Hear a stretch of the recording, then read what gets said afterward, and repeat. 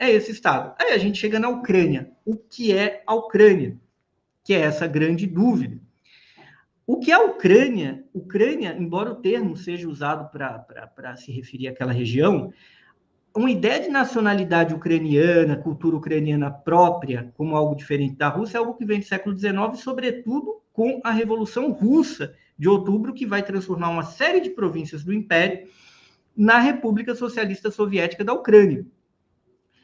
E esse território ucraniano, que ele foi alterado com as guerras, depois, quando nos anos 50 a Crimeia, que pertencia à Rússia Soviética, passa para a Ucrânia, ela engloba uma série de regiões que têm diferenças culturais muito importantes entre si, que não constituem exatamente uma unidade. Como você colocou, Taka, muito bem, a Ucrânia, ela nasce ali a cultura russa, ela nasce onde é Kiev. Não que Kiev não existisse, era lá dos eslavos orientais. Mas os Ruriks, o clã Rurik, que era um clã varengue, que era um tipo de viking, vai dominar a região num certo pacto com aqueles eslavos para dar ordem, para organizar aquilo dali. E aí que você tem o surgimento da tal da cultura russa. Rus era uma expressão daquela organização política e territorial, não era propriamente uma cultura, não havia língua russa propriamente dita. E depois, quando os varengues vão ter um bom contato lá com o Império Bizantino, que está ali embaixo, né, porque tem a Ucrânia aqui em cima, a Turquia, que era Império Bizantino, não era Turquia no século IX, ela acaba levando cultura para aquele lugar. Aí tem a adesão, basicamente, à cristianização daquele povo, o uso do alfabeto grego, que é adaptado para os termos da língua deles, que aí você tem a adaptação do alfabeto grego e a junção de algumas letras do alfabeto hebraico para suprir alguns fonemas que existem na língua ucraniana, na língua russa primitiva, que na verdade é o eslavônico oriental. E aí a gente tem um surgimento de uma Rússia, mas sempre não um Estado moderno, não lugar, não um Estado como a gente imagina, mas uma área de habitação ali de eslavos orientais, sob o comando de uma dinastia sueca, proto-sueca, uma cultura religiosa e de escrita que vinha do Império Bizantino. Com o tempo isso muda. O que é esse Kiev? Kiev fica no centro-norte da Ucrânia. O leste da Ucrânia, da atual Ucrânia, está fora dessa conta. E, basicamente, a Ucrânia vai se desenvolvendo ali, mas sempre sofrendo ataques de povos nômades que habitavam aquela região muito antes dos eslavos, como citas, como também tártaros, que são um povo turco, de mongóis, etc, etc, etc. Isso provoca uma crise lá no Rus de Kiev e depois uma passagem para a formação lá da República da Novogárdia, lá de Novgorod, que fica na atual Rússia, que vira depois o principal estado russo. A Ucrânia, em um dado momento, assume o nome do que a gente chama em português e inglês também de Rutênia, que na verdade latim era Rússia, né? O primeiro estado no mundo chamado de Rússia era o que incluiu o oeste da atual Ucrânia e a Bielorrússia. E aí tem um processo de decadência com as invasões mongóis no século XIII. A Novogárdia se mantém independente e essa parte do mundo russo vai se aliar com a Polônia e com a Lituânia por uma razão, porque ela ia ser invadida, ela ia ser destruída, ela não tinha condições de se manter autônoma, de não cair totalmente no controle mongol. Passado esse auge, Moscou é construída, Moscou é destruída pelos mongóis, mas cria um modus operandi ali. Quando os mongóis refluem, Moscou se torna o centro da cultura das Rússias, porque não havia uma Rússia unificada, havia um conceito de Rússias, né? Rússia branca, Rússia negra, Rússia vermelha, a Rússia moscovita, embora normalmente todas elas tivessem por príncipes descendentes dos Ruriks, né? E tivessem um alfabeto cirílico, o catolicismo ortodoxo nos termos russos, que é uma derivação do catolicismo ortodoxo lá, que vem dos bizantinos. E aí Moscou se torna esse centro. Só que quando Moscou se torna o centro da cultura russa no século XVI, ela, a Ucrânia e a Bielorrússia estão na mão da Polônia. Os ucranianos pulam fora desse barco em 1600 e pouco, lá 1670, eles estão tristes com o domínio polonês, eles nunca se tornaram católicos romanos, eles eram oprimidos, e eles pactuam lá com o Tsar de Moscou, que está às vésperas de unificar a Rússia, que só é unificada mesmo com Pedro Grande, aí passa a haver uma grande Rússia. E aí, com o Pacto da Pereslava, a Ucrânia faz parte, já fazia parte do controle de Moscou, e quando o Império Russo nasce, a Ucrânia faz parte desse Império Russo. Só que se a cultura moscovita unifica as Rússias, basicamente a Bielorrússia e a Ucrânia continuam a ter uma cultura mais ou menos separada e ter essa resistência cultural a o que seria uma homogeneização por meio da cultura moscovita. Vida que segue, o Império Russo só aumenta, até a Polônia, em um dado momento, cai sob controle do Império Russo, que cria um incômodo entre os ucranianos que se separaram lá da Polônia, porque eles não concordavam com esse domínio. E eles, na verdade, criam um nacionalismo ucraniano, e Ucrânia, que é uma palavra do eslavônico que até os próprios ucranianos divergem, que pode ser fronteira, mais território, faz mais sentido até de falar os territórios do extremo, eles criam um nacionalismo dentro da onda nacionalista do século XIX para se diferenciar, sobretudo, dos poloneses. Só que tem uma conversa importante nisso daí, que é essa grande digressão que eu estou fazendo aqui, que o leste da Ucrânia, veja bem, nunca fez parte desse domínio de Kiev. Até o século XVI e XVII era habitado por povos nômades, era chamado de regiões selvagens, campos selvagens, e, na verdade, quem acaba colonizando aquela região são os russos moscovitas, já com o Império Russo, lá com o famoso príncipe Potemkin. Você sabe disso, né, Taka? O encouraçado Potemkin, é Potiokin em russo, que é o nome do príncipe, que há quem diga que era um namorado lá da Catarina Grande. E é ele quem domina a Crimeia, que é outra parte da conversa que voltou para a Rússia. A Crimeia é outra parte, porque a Crimeia era habitada por um povo, majoritariamente por um povo turco, que são os tártaros da Crimeia. Hoje em dia é de maioria russa, mas uma maioria russa com muita descendência tártara. Então, esse leste da Ucrânia é uma conversa que, na verdade, é construído em grande medida já pela Rússia imperial, homogeneizada e centralizada em Moscou. A Crimeia é uma outra conversa.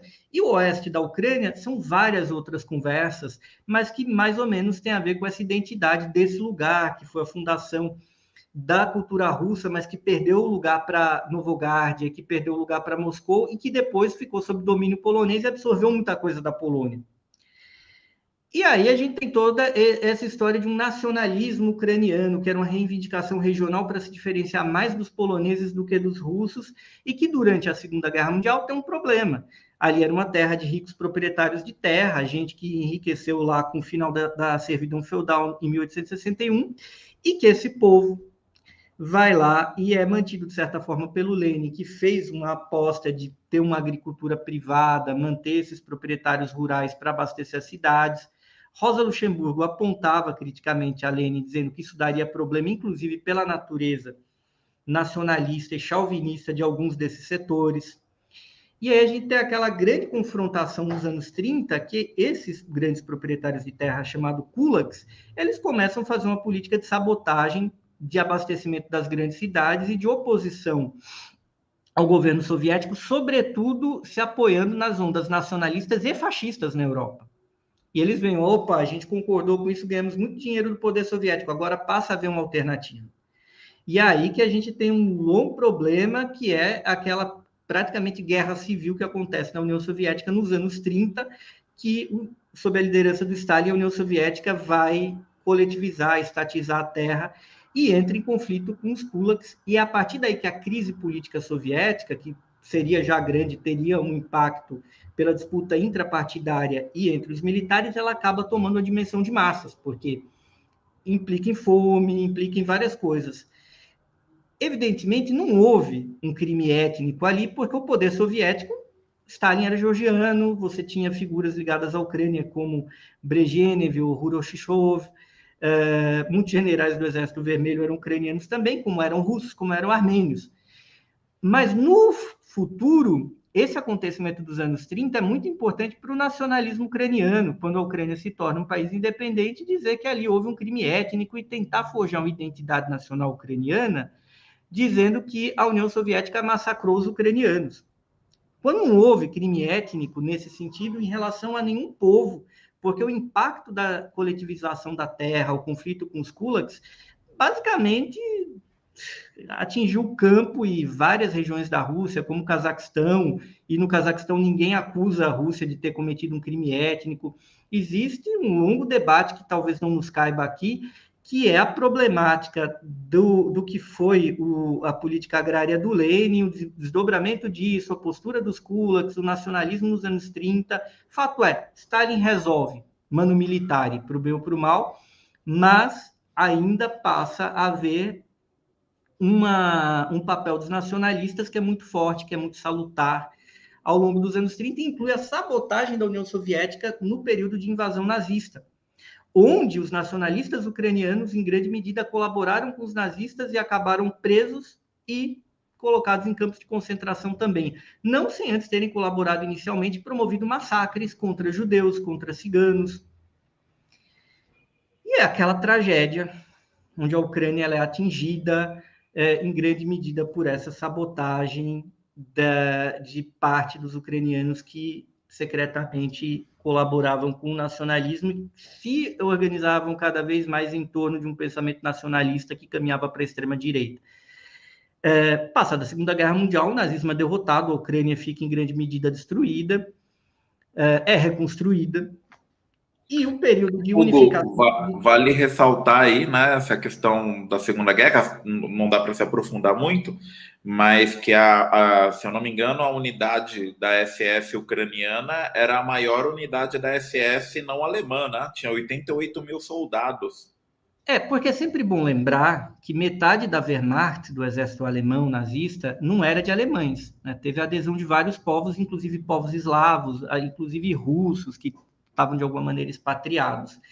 Mas é que deu muito ruim essa colaboração, apesar de algumas pessoas terem entrado, terem combatido do lado alemão, mas, na verdade, quando os alemães chegam, a Wehrmacht chega, era com um projeto muito claro de colonização da Ucrânia que os nazistas não escondiam. Depois ficou revelado que o plano sempre foi dominar aquilo dali, inclusive deslocar camponeses alemães para terem fazendas na Ucrânia.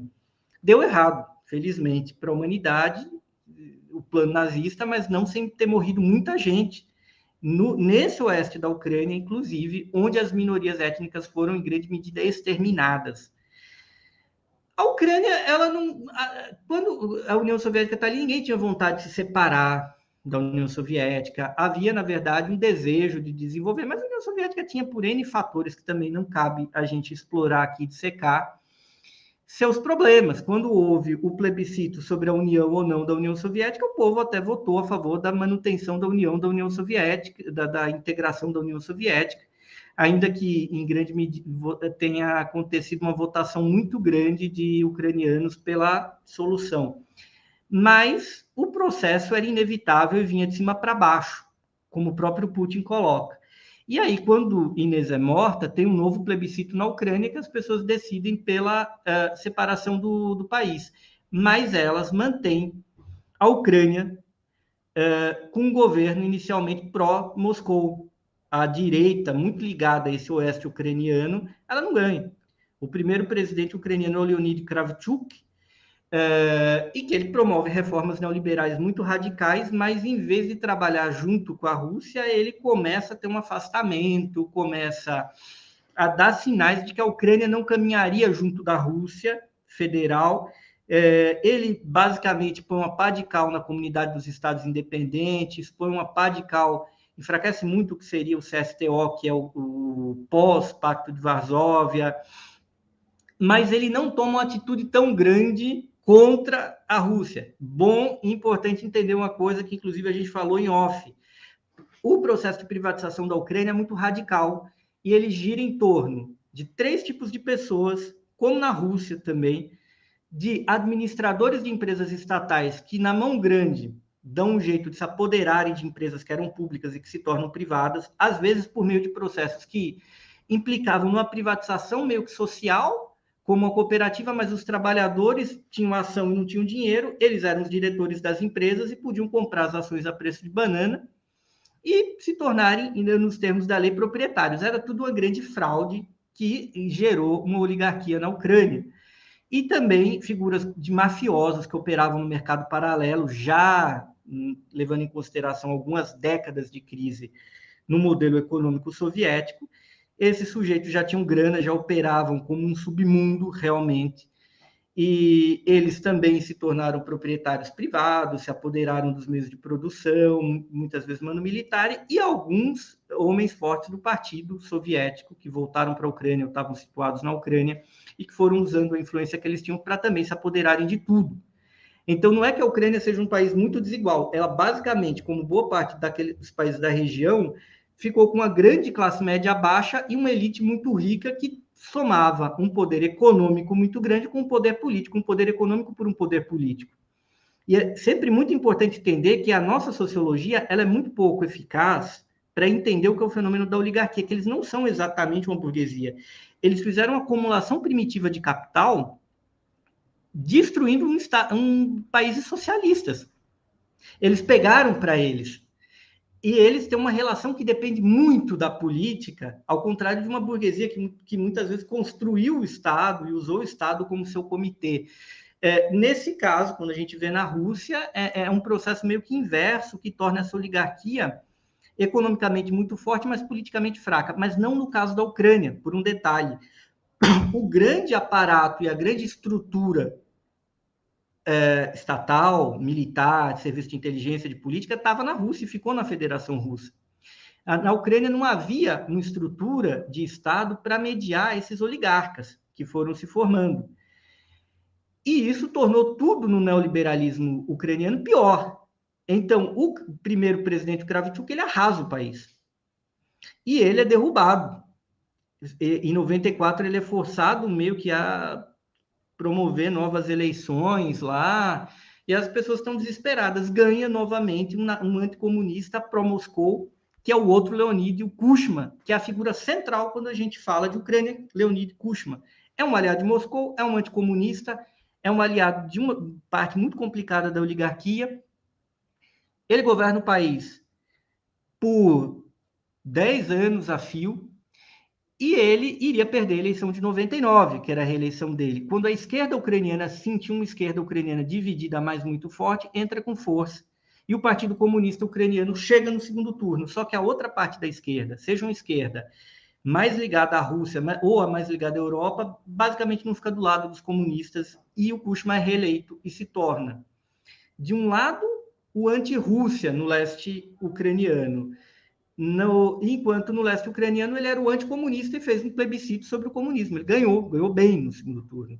Perdeu na Crimeia, que a Crimeia já havia naquele momento que se aliar com o Partido Comunista era importante para ela. Só que como o Kuchma era um aliado de Moscou e ele ganha justo quando Putin está subindo ao poder, de certa forma a esquerda ucraniana, por um viés anti-imperialista, acaba apoiando o Kuchma.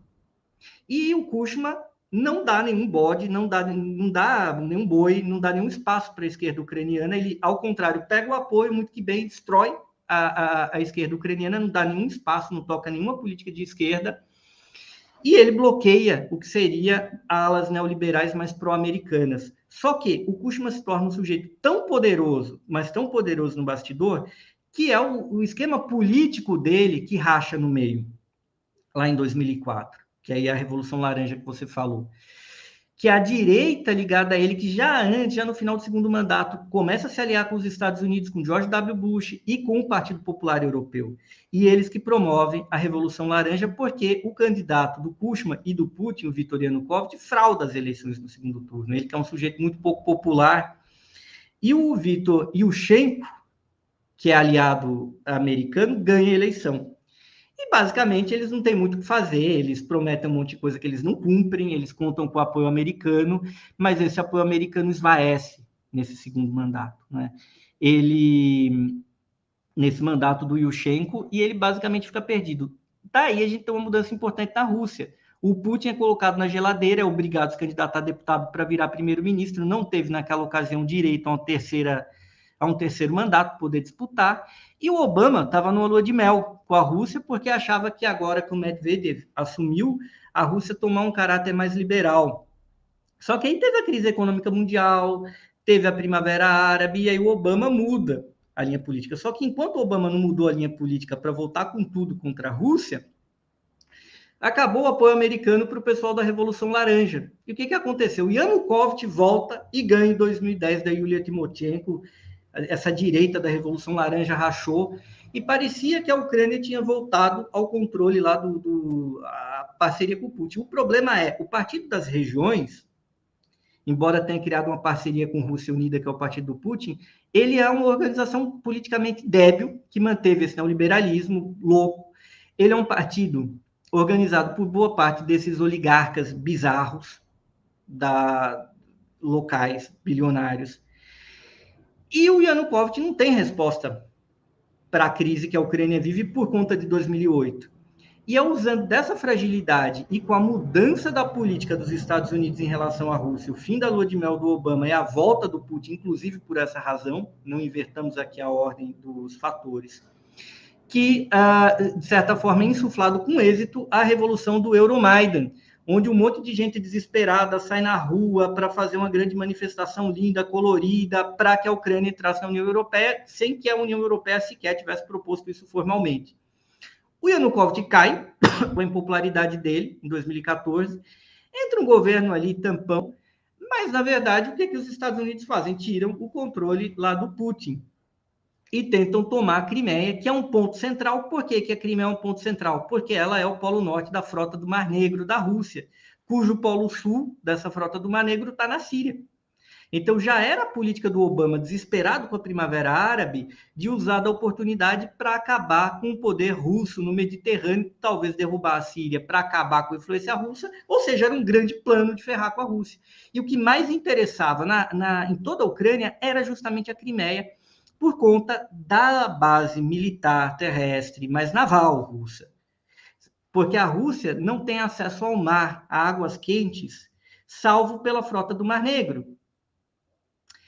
Essa é a questão, foi a grande questão de 2014. E claro que a população da Crimeia, o Putin, muita gente fala, anexou a Crimeia. Anexou como? O povo da Crimeia, que é a maioria de russos étnicos, mas um grande parentesco tártaro, dos tártaros e até dos ucranianos de lá, que sempre votavam nas propostas mais pró-Rússia, dessa vez votaram num plebiscito e falaram: a gente quer fazer parte da Rússia, a gente não quer fazer parte dessa Ucrânia esquisitona que está ali. E a oligarquia ucraniana, os oligarcas ucranianos, uma parte dos oligarcas ucranianos perdem, só que assim, tem uma grande discussão. Ah, mas são novos oligarcas. É que essa oligarquia ucraniana, como eu expliquei, ela não é mediada. Eles não têm um Putin, eles não têm um exército russo, eles não têm um Lavrov lá na Ucrânia. Então, o que tem em 2014 também é um racha, porque dois dos homens mais ricos da Ucrânia são pró-Rússia. O Rinat Akhmatov, que é dono do Shakhtar Donetsk, né, o clube de futebol, e ele é da Crimeia, ele é tártaro, ele é muçulmano. Outro, o segundo homem mais rico da Ucrânia, o Viktor Pinchuk, glorioso Pinchuk, ele é genro do Leonid Kuchma, que eu falei.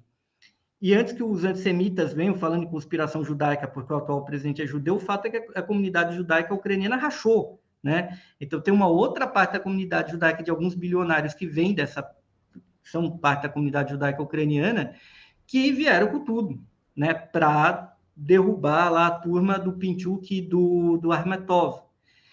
E quem ganha a primeira eleição pós-Maidan é justamente um bilionário também, que é o Petro Poroshenko, que é um dos 8 bilionários que se diz que há na Ucrânia, e ele assume para fazer injustiça com as próprias mãos. Ele, Petro Poroshenko, que foi próximo do primeiro presidente ucraniano, Kravchuk, que começou pró-Rússia, depois se afastou, depois foi tirado. E fica com essa posição demagógica em relação à Rússia, fazendo uma coisa, a gente aqui é pró-OTAN, ok, vamos entrar na OTAN, na União Europeia. A Rússia sancionou, cortou várias parcerias com a Ucrânia se ferrou, os Estados Unidos não fizeram nenhuma grande política, nenhum grande plano Marshall. A parte da oligarquia ucraniana pró-Estados Unidos ganhou dinheiro, outra parte meio que perdeu, o povo ucraniano empobreceu, como tem empobrecido desde os anos 90, que a população da Ucrânia não só cai, como a Ucrânia se tornou um lugar muito mais pobre que a Bielorrússia ou que o Cazaquistão, que se desenvolveram muito pós-União Soviética, mas em aliança com a Rússia. E tudo isso segue como Dantes. Só que o Poroshenko, que vai empurrando seu governo mafioso e decrépito, enfrenta um adversário muito curioso. Aí a gente chega no momento atual, quando o Vladimir Zelensky concorre contra o Poroshenko e ganha de goleada. Quem que é esse rapaz? A gente sempre fala aqui em privado. Esse rapaz é um Luciano, ele é um tipo de Gregório do Vivier com a cabeça do Luciano Huck. E ele ganhou destaque, porque ele era ator de comédia romântica, tipo Globo Filmes, e ele ganhou destaque na TV de um desses oligarcas, que eu preciso falar sobre ele, que ele se torna um professor do bem que vira presidente ucraniano e resolve os problemas da nação. É assim que ele ganha uma grande popularidade na Rússia. Ele, por ser da comunidade judaica, como muitos judeus ucranianos, fala ucraniano, fala russo, fala com os dois lados da Ucrânia. E é uma figura cândida, boazinha, fofinha, né? O menino Zelensky, ele é apoiado, ele é, na verdade, um funcionário, como político e como ator, do Igor Kolosomoisky, que é um dos homens mais ricos da Ucrânia, e ele foi, inclusive, governador de uma província lá pós-Maidan, pagou milícias, matou gente pró-Rússia.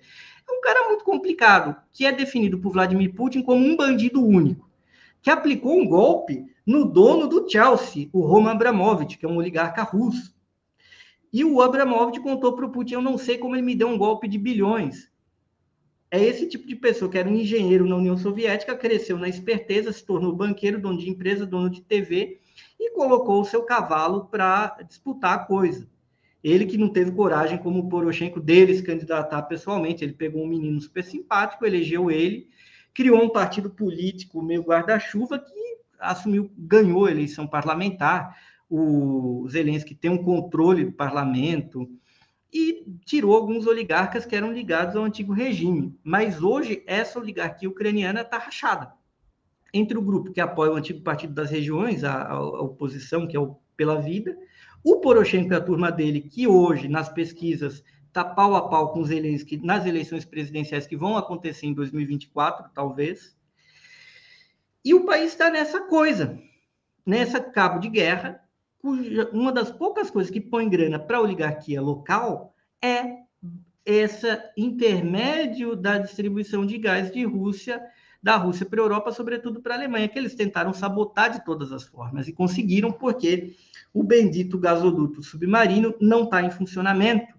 E eles iniciaram as hostilidades, e a mídia americana, querendo, com Biden, nesse contexto, atacar o Putin, entraram nisso, criaram uma grande vitimização, e o Zelensky usou para pegar recursos, armas, o Nord Stream 2 não funcionar, mas é isso, uma rinha de oligarcas. E uma das grandes dificuldades que a gente sempre comenta é por que o Putin não invade a Ucrânia, dentre outras coisas, é porque os oligarcas pró-Rússia na Ucrânia não querem. Segundo ponto, que quando houve o levante nas repúblicas do leste, esse leste ucraniano que nunca foi formalmente Ucrânia, sempre teve muito mais ligado à Rússia e aos povos orientais, houve um movimento popular ali para resistir a 2014. E, ao haver isso, esse movimento tem uma conotação socialista. Isso não interessa também aos oligarcas que foram derrubados em 2014 e preocupa o Putin. Porque imagine que aquele movimento triunfasse. Isso teria um impacto dentro da própria Rússia. O Putin, que é essa figura de um grande pai da nação, de um grande líder nacional, que lida com vários grupos, mas que é, por outro lado, pró-capitalista e administra lá todo aquele conglomerado, aquela assembleia de oligarcas bilionários. É evidente que os bilionários da Rússia também não se comparam aos da Ucrânia. O camarada Rinat Armatov, que é muçulmano e é tártaro, ele não seria nenhum dos 20 homens mais ricos da Rússia, mas ele é o homem mais rico da Ucrânia. Enquanto a Rússia tem ali centenas de bilionários, a Ucrânia tem 7, que brigam entre si, levando em consideração os bilionários e os milionários, eles são donos do país. Mas é esse cenário, um cenário de um Estado falido, com uma elite extremamente cleptocrática, que uma toma o lado da Rússia, outra toma o lado do Ocidente para levar uma vantagem, e a esquerda, por conta do cenário muito emergencial e dos erros que ela cometeu, não consegue mais incidir sobre as massas. O Partido Comunista acabou sendo proibido com muita facilidade pós 2014, quando é um partido que em 99 poderia ter ganho a eleição. Mas, além dele, sumiu. O Partido Socialista, que era mais pró-europeu e foi a favor da Revolução Laranja, assumiu o Partido Socialista Progressista, que era uma esquerda duguinista que existia na Ucrânia, que era liderada pela Natália Vitrenko, foi candidata à presidência em 99, que foi o ano onde tudo deu errado na Ucrânia. Essa esquerda perdeu esse poder, perdeu essa ação. E o que você tem um estado de extrema pobreza, extrema desorganização, e onde os Estados Unidos incidem, sobretudo o Partido Democrata incide, mas lembremos, há lobistas dos dois grandes partidos americanos lá operando. Lembrando que o filho do Joe Biden em pessoa era lobista e por essa razão da investigação que o Trump tentou promover de uma maneira canhestra, o Trump sofreu aquele pedido de impeachment. Inclusive porque ele, Donald Trump, se negou a enviar armas para o camarada Zelensky.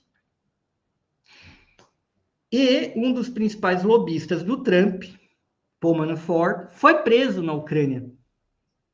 Ele foi preso e isso irritou muito o Trump, porque ele era aliado do camarada Poroshenko que antecedeu o Zelensky. Então, a Ucrânia é essa terra arrasada do neoliberalismo total. E se tornou um terreno de batalha terrivelmente triste que pode conduzir o mundo à Segunda Guerra Mundial nessa manobra deslocada do Biden. Terceira guerra. Quinta, talvez terceira, quarta. Segundo os zapatistas, já seria a quinta. Talvez seja. Então, um pouco esse cenário, Taka, que a gente tem de fixar alguns conceitos e também tentar entender um pouco. A história é um pouco mais longa, mas tem que entender também os percalços da esquerda e dos movimentos sociais na Ucrânia e como eles fracassaram. E aquilo virou uma grandíssima terra arrasada, né? Então, talvez nesse sentido, para além de compreender esse assunto que está na mídia de um jeito propagandístico e pró-americano, seja pelo comprometimento de alguns meios aqui do Brasil, seja pela burrice e adesão gratuita à ideologia neoliberal de muitos dos nossos intelectuais e acadêmicos, o fato é que a Ucrânia ela precisa ser entendida porque o Brasil pode fracassar parecido, né? Por que a gente tem que estudar a Ucrânia? Porque, um abraço aí para o Douglas, nosso querido Douglinhas, o Brasil pode fracassar parecido. Se a esquerda puder voltar ao poder aqui ao Brasil e ela não imprimir uma resposta, né, à crise, a gente pode ter uma coisa que é a esquerda ucraniana, que ao ter concedido para uma parte da direita, porque ela era pró-Rússia, ela acabou se ferrando. E também tem o ponto que o Putin, ele não está exatamente errado no que se passa na Ucrânia, mas ele não aposta no cavalo correto, porque ele teme que o que seria a oposição a essa turma que está lá, talvez não interesse ao Putin. Isso é um problema, não é? Aí são os limites do putinismo como uma força nacional, ele entrando em contradição consigo mesmo. Talvez porque, para invadir a própria Ucrânia, a Rússia tomaria uma grande sanção. E quando a gente está falando na Rússia tomar uma grande sanção, só restaria uma saída para a Rússia, que era voltar a ser socialista em algum termo. Porém, o Putin teria de combinar isso com os bilionários russos, não é? Porque a partir daí, como é que esses bilionários sobreviveriam se a Rússia fosse isolada, excluída do sistema SWIFT? E é a partir disso que o Biden age. Ele quer forçar uma ação militar legítima da Rússia com uma bandeira falsa, para ele ter a desculpa de excluir a Rússia do sistema global e fazer com que os bilionários russos ajam contra o Putin. Aí vai se saber até que ponto esses bilionários, esses oligarcas, são uma mera oligarquia, fruto de um final deslocado de um sistema socialista, ou se eles já se tornaram uma burguesia ou algo correlato que tem um poder político real. Porque enquanto a Rússia, bem ou mal, ela está no sistema global, mesmo que sancionada, o Putin tem um apoio dessa gente, inclusive ganhou mais poder, que foi o direito de ter um mandato de 6 anos, a possibilidade de livres reeleições, ele demitiu o Medvedev, que nunca foi um aliado dele, serviu como presidente, mas era um liberal, e estava como primeiro-ministro fazendo sombra ao Putin. Mas e num cenário em que a Rússia fosse excluída? É isso daí, isso é um ponto também. Claro que o Putin é muito habilidoso. O Putin ele rachou a extrema-direita europeia, o Putin obrigou o Bolsonaro a ir até lá, porque o Brasil depende muito da Rússia por conta dos fertilizantes agrícolas. Putin trouxe Fernandes lá, Putin sentou com Xi Jinping, mas é um cenário muito difícil. E a Ucrânia, que é esse lugar, que é essa tragédia, social, econômica, nacional, se torna também um lugar que é fruto dessa loucura, e aí o Putin não é o maior, pode-se usar o argumento que for contra ele, mas a estratégia americana, ela é maluca, ela é indecente, ela visa controlar a Alemanha e ela visa falir a Rússia, ela não tem um cálculo muito claro, é a típica manobra de um império em decadência, e a gente tem um cenário atual, né? Muito perigoso. Obrigado, Hugo. Só fazer um comentário sobre a Ucrânia, que você colocou muito, essa terra arrasada, esse lugar que foi destruído, tal. Mas mesmo na terra arrasada, mesmo no lugar destruído, algumas coisas prosperam, né? Acho que é sempre bom ressaltar, talvez alguns aqui não saibam, mas a Ucrânia hoje em dia é o grande campo de treinamento militar e político da extrema direita global, né? É, aquelas milícias ucranianas derivadas dos colaboradores da ocupação nazista, né? Inclusive tem até milícias georgianas, né, de extrema direita lá atuando na Ucrânia, milícias bielorrussas, né? Toda aquela extrema direita daquela região lá e de outros lugares, né? A Ucrânia é o grande campo de treinamento, né? Eu estava conversando com o Amaury Gonzo um dia, né? E aí ele falou que a Ucrânia atual é como se fosse a Argélia dos anos 60 para a esquerda. A Ucrânia atual para a direita é como se fosse a Argélia dos anos 60 para a esquerda, né? É um grande campo de treinamento, intercâmbio, tudo. Então, é, é uma é um problema global mesmo, assim, né? Porque eles estão formando, essas pessoas vão lá, têm experiência de combate, treinamento militar, depois voltam para os seus países para organizar a extrema-direita, né?